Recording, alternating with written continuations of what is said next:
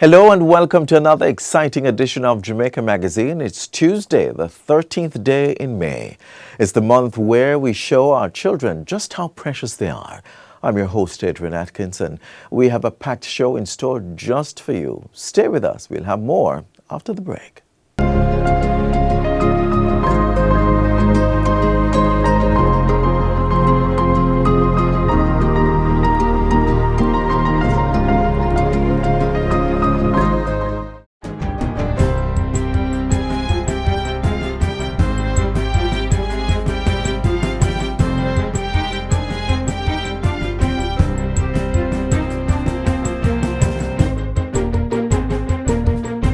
Good day, I'm Theodore Henry and this is your JIS News for Tuesday, May 13, 2025. Prime Minister Dr. Andrew Holness says the government is on track to deliver 70,000 houses after a 2-year interruption from the COVID-19 pandemic. The 5-year target was reset and will see the National Housing Trust, NHT, delivering 43,000 houses and the Housing Agency of Jamaica, HAJ, 14,000. 10 to 15,000 houses are projected from the Bernard Lodge Master Development Plan and 5 to 10,000 through the Innswood Master Development Plan. Meanwhile, 6,000 houses will come from the Social Housing Program. So we are doing very well. And recently, we have secured lands from the UDC, which will give us another 4 to 8,000 houses. So we will exceed the 70,000 houses that we have committed to the people of Jamaica. No other administration would have put in place the plans and programs to deliver this many houses over the next 4 to 5 years. Dr. Holness was in St. Elizabeth on Friday for the handover of 5 houses under the new Social Housing Program, NSHP. Meanwhile, the Prime Minister is reaffirming the government's commitment to transforming lives through the new social housing program, especially vulnerable persons living in substandard conditions. Dr. Holness asserts that the NSHP is about impacting meaningful long-term changes in the lives of beneficiaries through houses that are uplifting families, fostering stability, and empowering individuals to contribute meaningfully to society. This program was designed to serve the element of the housing market which treats with persons who have no income or means to improve their houses or acquire a new house. We estimate that there are about 6,000 Jamaicans who live in the worst of the worst housing conditions. So far, we have either constructed and delivered or are under construction approximately 330 units. So we are moving steadily towards reducing that number, and we will be scaling up very rapidly. Thanks to Jamaica for choosing me for this opportunity. I'm very grateful. Residents of Ainon Town and nearby communities in Clarendon now have improved access to high-quality primary health care. The Community Health Centre underwent extensive refurbishing under the Ministry of Health and Wellness's Operation Refresh program. The reopening was made official last Thursday. Portfolio Minister Dr. Christopher Tufton says work being done under Operation Refresh is a national effort to modernize community health infrastructure across Jamaica. We have done 9 health centers so far. We have another 8 or 9 that's lined up, and we're going to continue because we want to do about 100. We want, when you come into your health center, you are going to get a doctor or a nurse who is going to say to you, let me check your blood pressure. Let me check your blood sugar level. If you're diabetic, let me see what you're eating because we want to keep it stable. The Ainon Town Health Centre operates Mondays through Wednesdays, with Thursdays and Fridays reserved for home visits to residents in surrounding districts. What Operation Refresh is doing, even with some limited expenditure that on the face of it some may think not important, is to restore credibility to our health centers, to make the staff in our health centers feel good about themselves and their work environment, and to get the people in the community to go to the health center before they start to think about going to the hospital. A major public education campaign will be rolled out on the National School Nutrition Policy to ensure the public understands the policy, its benefits, and their role in making it successful. The policy, which was recently approved by Cabinet, is now before the Senate. It was tabled on Friday by Minister of Education, Skills, Youth and Information, Senator Dr. Dana Morris Dixon. The document is a comprehensive multi-sectoral framework designed to promote healthy eating and active lifestyle in all schools across the island. To ensure the policy is accessible and widely understood, Minister Morris Dixon says simplified versions will be distributed in both plain language and Jamaican patois. These, she says, will be shared through churches, youth groups, media outlets, and community outreach efforts. We want every Jamaican to read this policy and see it as a contract between the government and our children. To this end, we will therefore publish it publicly and work with our churches, our youth groups, and the media to spread the message. The public education campaign will also support families with resources for healthy meal planning and provide training for food vendors and school canteen staff. In addition, students will be selected as nutrition ambassadors to help promote healthy habits among their peers. The Education Minister emphasizes that the policy is the result of extensive national consultation. Stakeholders include the key government ministries, parents, students, teachers, health professionals, nutritionists, food industry representatives, farmers, and civil society groups. Consultations were held face-to-face and online, and multiple iterations of the policy were refined based on the voices of the people. The message from Jamaicans was and still is exceptionally clear. We need this nutrition policy now. The government has officially launched the Community Electrification Project, a major step in its ongoing commitment to energy equity. The initiative aims to provide legal, safe and affordable access to electricity for underserved communities across the island. Speaking at the official launch held at the Rules Pen, Dampy Playfield in Mineral Heights, Clarendon, Minister of Energy Darrell Vaz highlighted the project's impact and progress to date. So far, the results are transformative.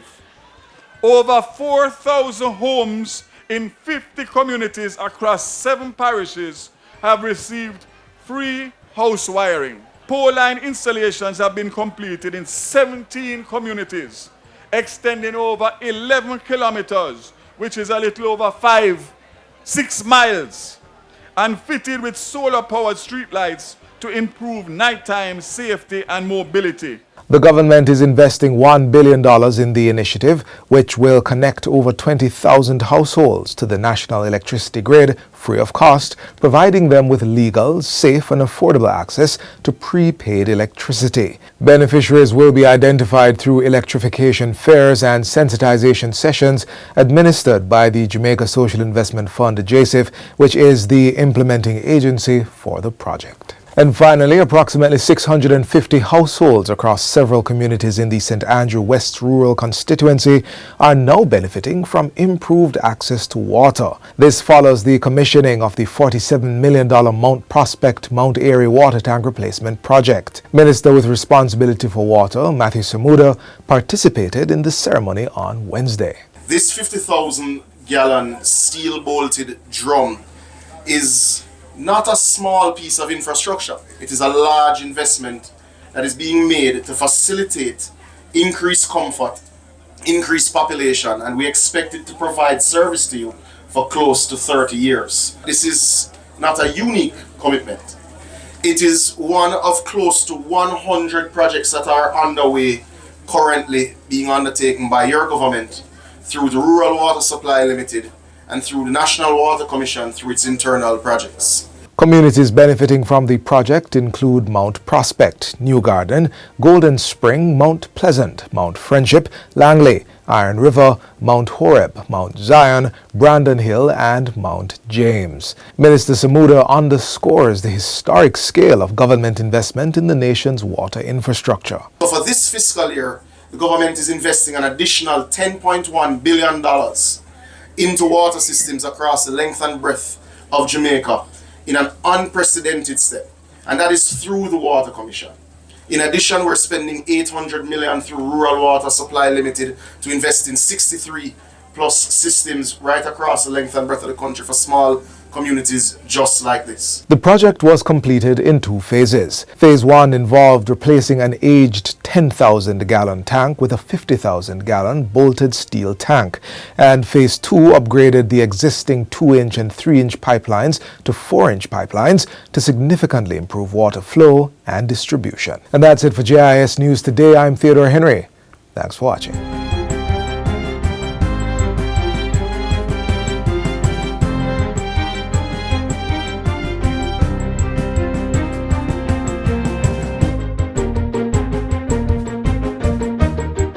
Thanks for staying with us right here on Jamaica Magazine. Earlier this year, a spark ignited, connecting Jamaica's creatives with the boundless possibilities of the digital realm.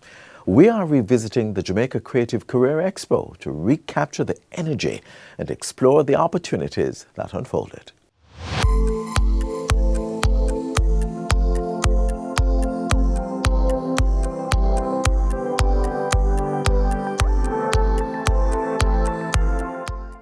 These are exciting times to be a creative in Jamaica. The creative economy is alive and kicking and is already an alternative to traditional sectors which spur gross domestic product. To make sure the message is fully received by our young people and wider society, the Ministry of Culture, Gender, Entertainment and Sport staged its 4th annual Jamaica Creative Career Expo at the Jamaica Pegasus in February. The more than 3,000 attendees were given a glimpse of opportunities in the sector and beyond. Technology is, of course, revolutionizing how we produce, share, monetize, that is to say, make money from music, art, animation, gaming, and of course, digital storytelling.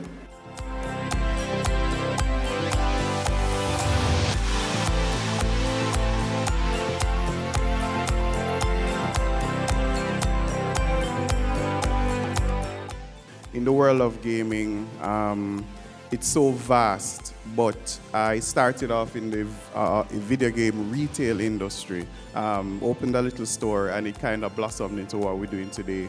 We took up virtual reality and augmented reality in about 2018, and we've been using those technologies to create solutions, not just for the public sector, but for the private sector as well. I did engineering for 20 years, and then now I am into content creation, now I am into acting. So I do it at home, in my living room. There's a little basement area that I just set out as like that studio. And then at first, when I just started out, I did all the shooting, the creating, the editing, everything. One idea would usually take me about 8 hours from thinking it to creating it. You know, engineering is a very lucrative field. I'm making at least twice what I used to make in engineering. And you know, the sky's the limit for me because I plan to go even further. Having signed a memorandum of understanding with the University of Technology to create alternative pathways for its graduates to enter various university courses, the Hart NSTA Trust booth, with its dynamic offerings, was among the most popular ones for students.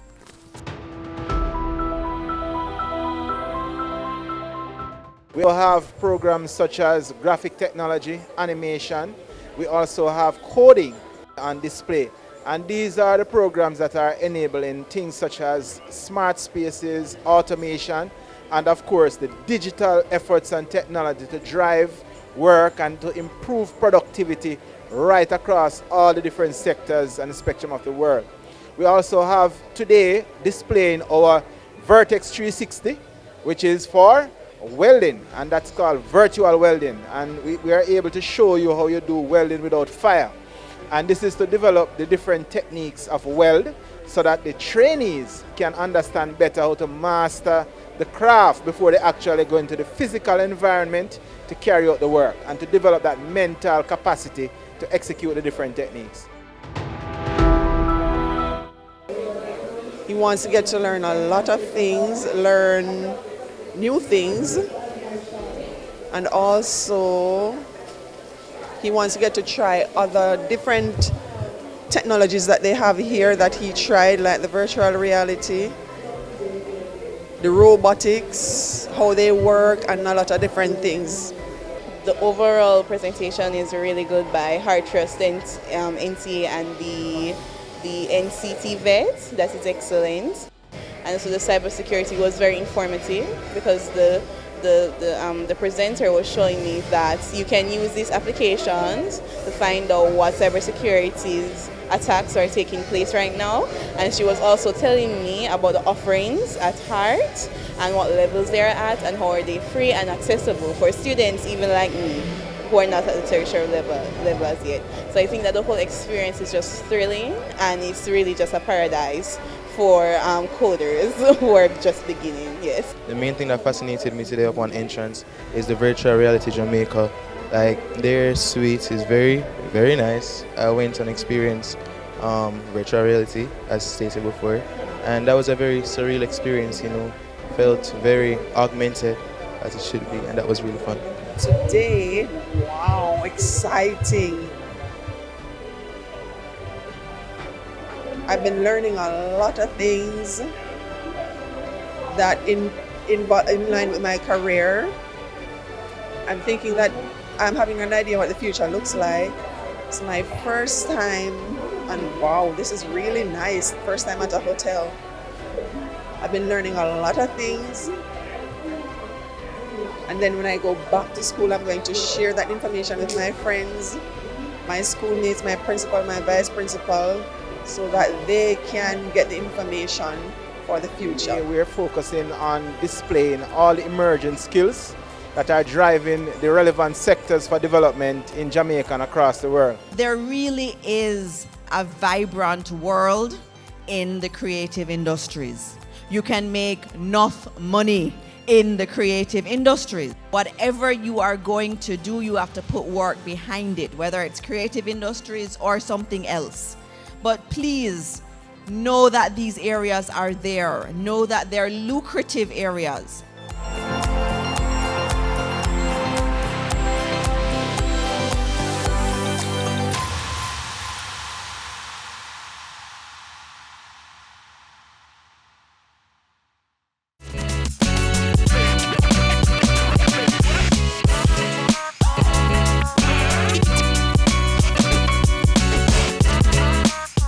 Beyond the daily demands lies the fundamental need for our children to learn and grow in safety.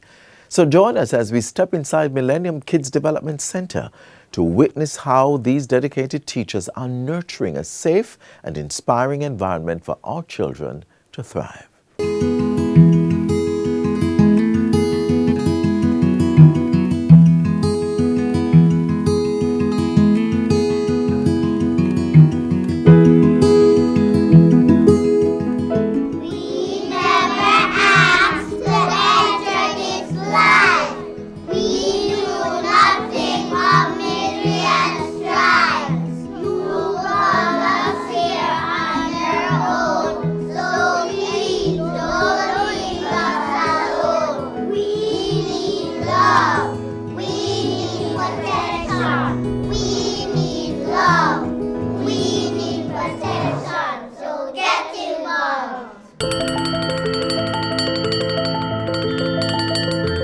Here at Millennium Kids, we love, care and protect our children, and we're always getting involved in their day-to-day lives, in their day-to-day activities.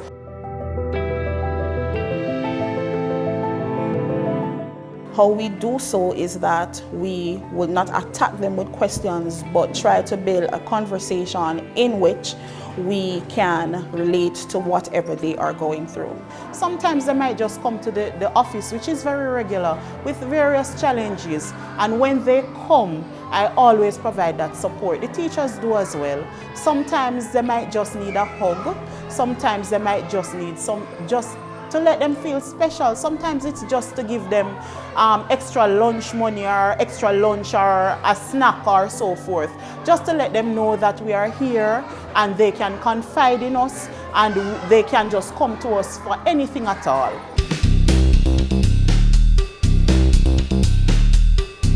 The early childhood students at their age level, they are very playful and they love to touch each other and to do different things. So there are many times when they will have conflicts in the classroom amongst themselves. So what I will do, I will ensure that I listen to each child's problem or concern, and then I will know how to deal with the situation.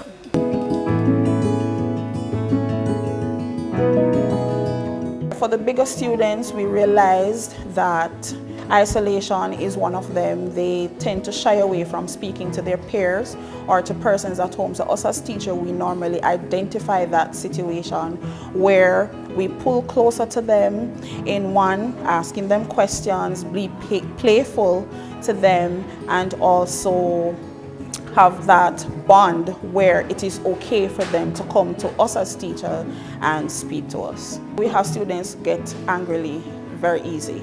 So therefore, when we realize that, we would observe them. After observing them, we will ensure that we put things in play.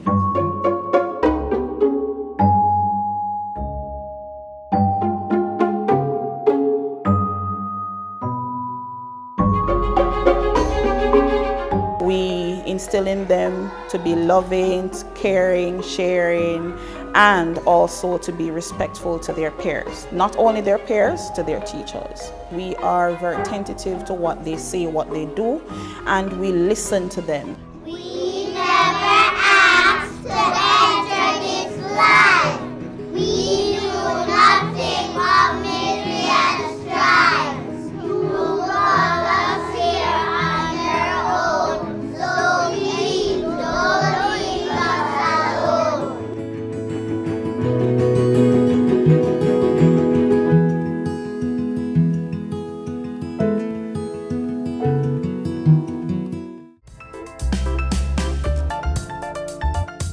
The call for lifestyle changes that promote healthy living continues, and parents are urged to instill this culture in their children. Let's get some tips from our feature on hearty living next.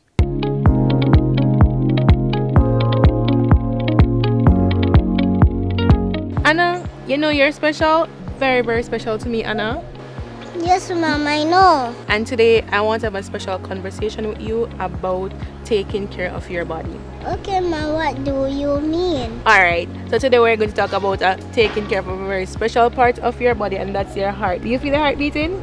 Yes, and I'm going to talk to you about taking care of your heart. Oh, I see. Yes, I learned about the heart in school. Wow, you're so smart.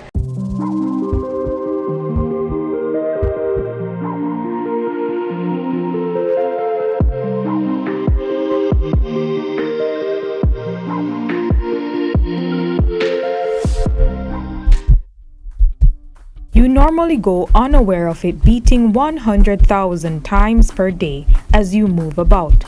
But what if it stopped and you could have prevented that? This complex and delicate organ is responsible for pumping the blood supply that carries oxygen and the nutrients needed for your body to function properly. It's time to stop and find out what you need to do to keep your heart beating. Professor Ernest Madu is an internationally recognized nuclear cardiologist, as well as the founder and chairman of the Heart Institute of the Caribbean. He tells us what is normal in heart health. If you're looking for what is a normal heart rate, it's usually, we say it's about 60 to 100 beats per minute. Normal blood pressure, we want to keep it systolic, the top one. It should be around 120. And the bottom one should be less than 70.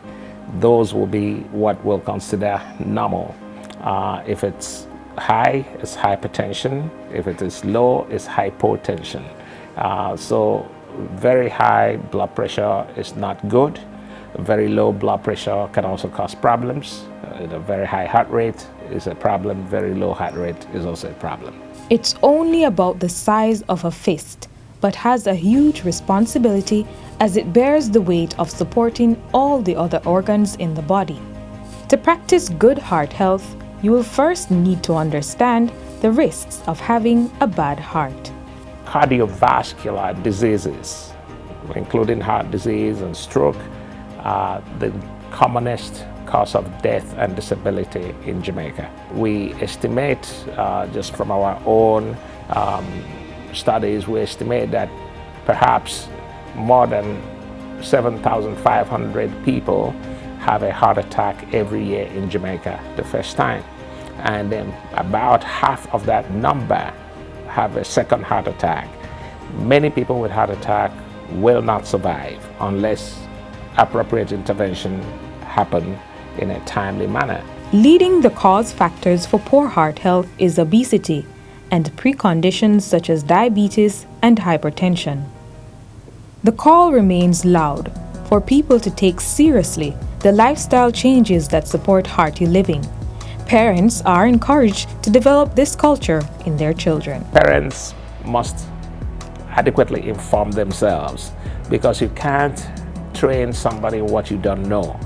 Encourage your children to get out of the house and be active and exercise, and watch your children what they eat and make sure their weight is ideal, and begin early to train the children on the ways, the habits that they need to form early in life, that can help to keep their risk for heart disease at bay. Research in the field of cardiology is growing, providing more information to help us make wise choices for our heart health. One of the major causes of heart failure, especially in Black people, that is recognized now is called cardiac amyloidosis. And it used to be almost universally fatal. But now there are treatment options and there are diagnostic mechanisms for this. We're working with Yale University to launch that project here in Jamaica.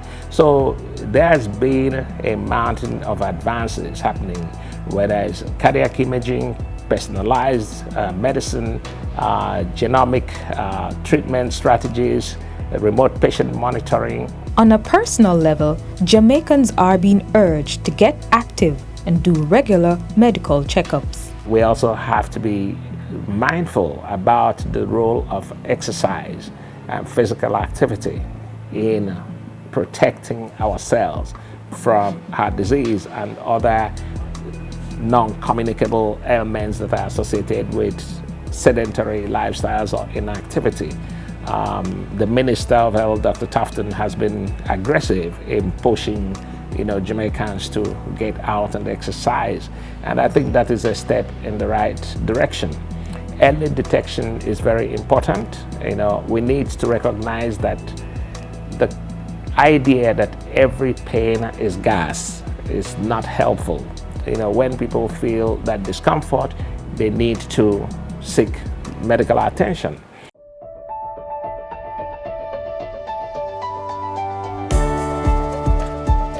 Mom, so what can I do to take care of my heart? So Anna, you have to exercise. So like praying that you always do. And also Anna, I need you to start eating those veggies, even the ones that you don't like. And I need you to go to bed on time as well. And guess what? Never forget to laugh, alright? Never forget to laugh. And you must not forget these tips, alright Anna? You must take this throughout your life. Thank you so much for this talk, Mom. I will never forget it. Alright, my sweet Anna.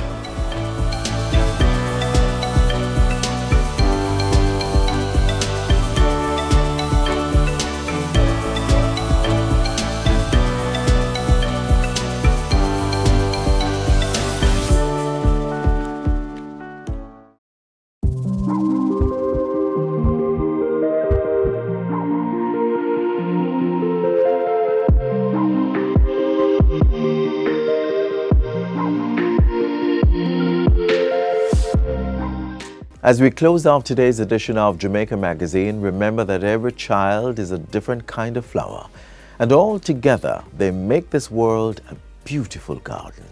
Do join us again tomorrow for another informative show. In the meantime, visit our website, gis.gov.jm, for more news you can use. On behalf of the entire production team, I'm Adrian Atkinson. Stay safe. This has been a production of the Jamaica Information Service, the voice of Jamaica.